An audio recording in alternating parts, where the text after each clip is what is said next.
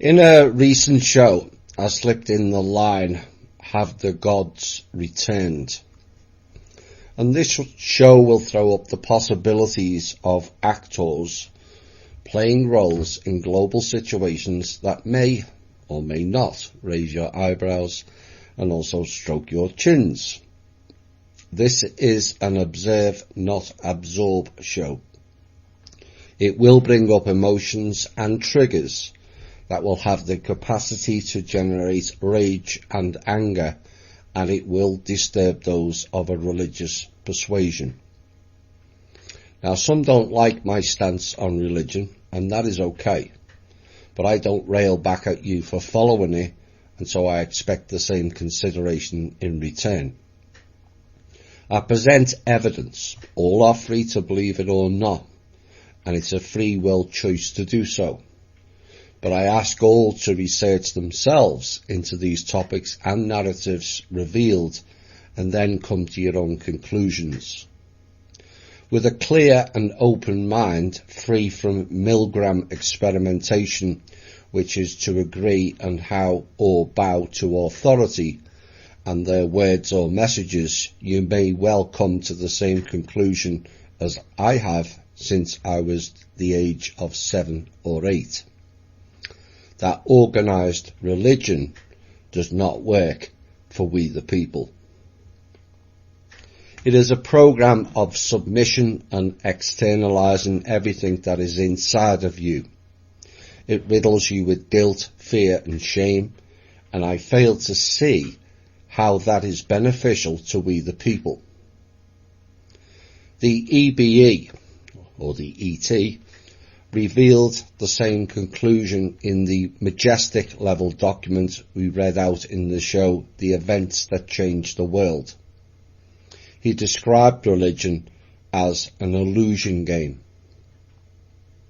The world of God or gods is a hot and contentious subject for many and provokes thoughts, fear, anger, rage and wars, all of which is the antithesis of what is supposed to be about. It has also provoked mass killing of humans and other beings, all in the name of God. But too few ask, which one? The books and the scriptures only make matters worse, as double speak, double names, double meanings, all reminiscent of today's modern media. Medea was another of those gods, and not a coincidence they chose that name. The god then becomes the Lord, spelt all in capital letters, which means the Lord is dead.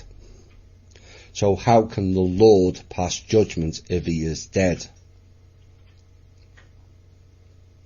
So then they come up with fear-based conspiracy stories, like weighing our hearts against a feather, linked with another of the gods, Thoth, who, in case you didn't notice, was not human.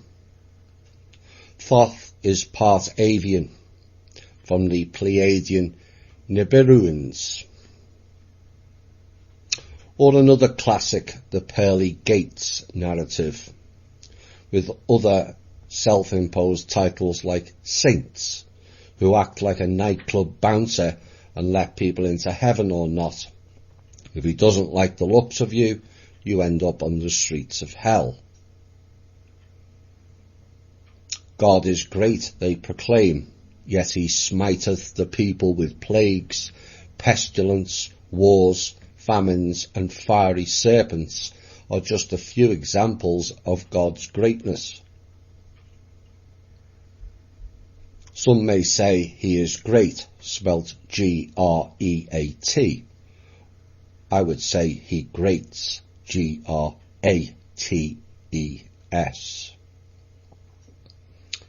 And more examples will follow. But what is a god? A god is any individual who climbs the 7 planes of soul development, initially on an earth-based plane.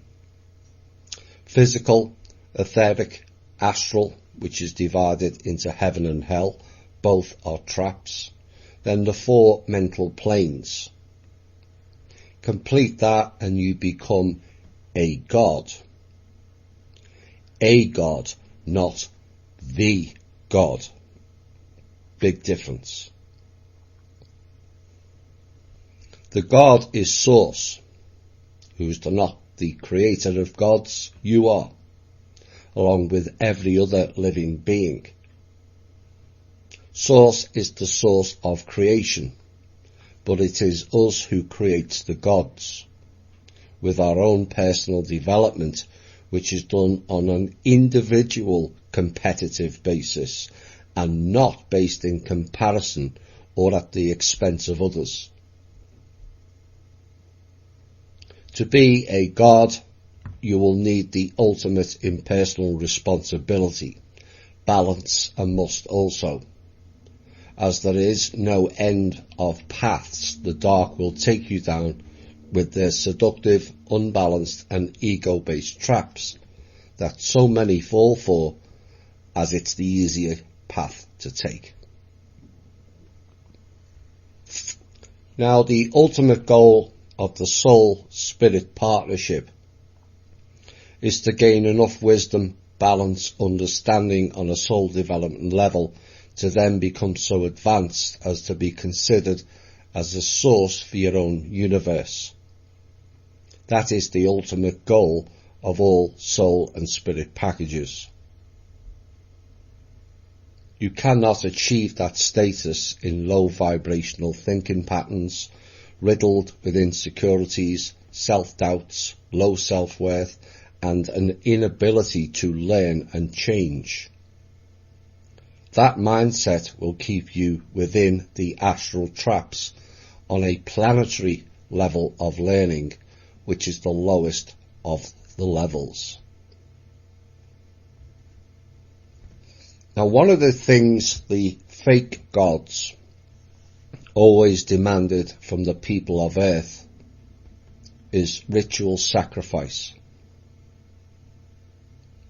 And some may feel these are isolated incidents and occurrences. You would be wrong to think so.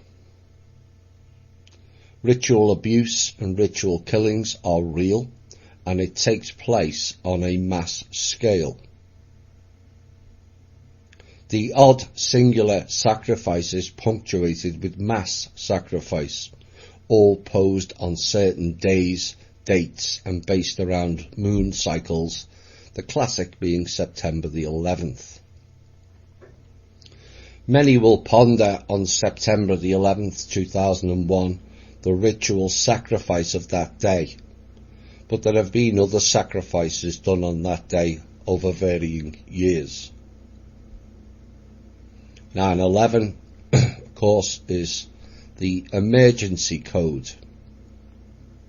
But is it emergency or emerge and see, or is it urgency? Now, some listening to this may feel that play on words is far-fetched. It's not. They use word magic far more than people realise. They use number magic also with gematria, which is another of the Hebrew Anunnaki connection in origin. Gematria was heavily used by the Q group, and perhaps we may find out why later. So who are sacrificed? Well, it could be anyone really, but some sacrifice victims are born and raised for the sole purpose of the human sacrifice ritual within the elite, not elite, and bloodline family circles. In multi-generational voodoo families, for example, the oldest girl is often ritually abused and then sacrificed. The oldest daughter is also sacrificed in multi-generational Satanism. Herod had the aptly named but unpleasant nature of the Feast of the Holy Innocents, whereby he ordered the execution and sacrifice of all male children 2 years old and under in the vicinity of Bethlehem. This is, still to this day, a celebrated event amongst the Jewish community on December the 28th. Does anyone question as to why that is celebrated? Now, the victims born and raised for sacrifice, like cattle, are subjected to programming, surveillance, and various types of abuses during their upbringing and young adulthood, which results in them being socially isolated and emotionally scarred in preparation for the day they are caged or programmed via trigger words to return home to be sacrificed. That's part of the MK Ultra. And we covered some of that programming and abuse in the Svarli shows called Illuminati 1 and 2. And it's fairly ugly and brutal stuff done to the elite's children. And those shows tip the scales in terms of revulsion of the practices that has gone on in secret here. The bonus is we are now finding it out and revealing it. Now, some may feel it is best not to hear, but the revealings to a degree makes their goals of covering it up much harder, because once the Pandora box is open, it never recloses in the same way. Some feel things are getting worse and long for the better old days. Newsflash, there was no better olden days. It was and is an illusion of epic proportions. The only difference now is you are hearing what has gone on for centuries, not decades, and the full scale of horror that's been instigated on this planet, largely implemented by non-native peoples or beings. And what the Illuminati shows revealed was a complete change of thought processes and thinking patterns by the members and listeners to that show. No longer could we go on the illusion that all the world's ills was done against the 99%. No, it was done against the 100%. Which begs the question, if it was done against the all, who is doing it? If 100% are being abused, manipulated, raped, ritualized and pillaged on the planet, it is safe to assume from that fact that it is being done by off-planet beings or the so-called gods.